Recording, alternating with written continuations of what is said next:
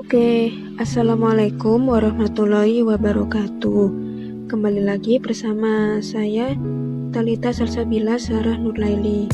Nah, dalam rekaman kali ini saya akan menjelaskan tentang kondisi geologi di Indonesia, bentuk muka bumi Indonesia, dan kondisi iklim di Indonesia.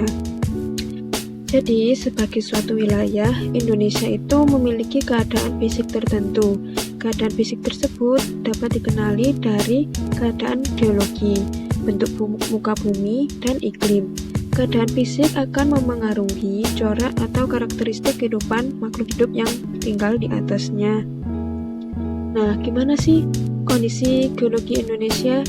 Indonesia sendiri terletak pada pertemuan tiga lempeng tektonik besar, yaitu lempeng Indo-Australia, yang kedua Eurasia, yang ketiga adalah lempeng Pasifik. Kemudian lempeng-lempeng ini saling bertumbukan. Tumbukan lempeng tersebut kemudian membentuk rangkaian pegunungan yang sebagian menjadi gunung api di sepanjang Pulau Sumatera, Jawa, Nusa Tenggara.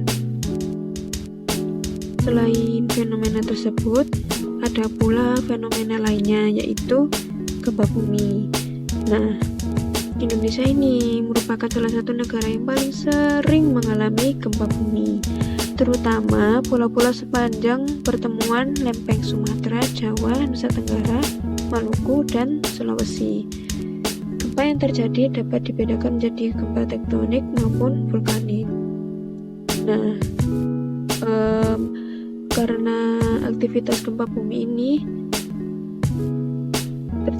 dapat menimbulkan bencana lainnya, yaitu tsunami. Nah, tsunami ini diakibatkan oleh gempa bumi yang membuat gerakan tanah di dasar laut. Di Indonesia, sebagian besar gunung berapi itu tersebar di sepanjang Pulau Sumatera, Jawa, dan sampai Nusa Tenggara.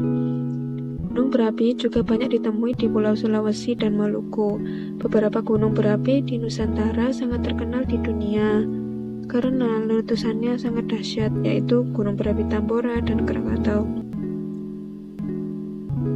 Nah, selanjutnya itu bentuk muka bumi yang ada di Indonesia. Nah, Indonesia itu seperti apa sih bentuknya? Indonesia ini sebenarnya berbentuk sebuah kepulauan. Nah, jumlah pulau seluruhnya mencapai 13.466 buah.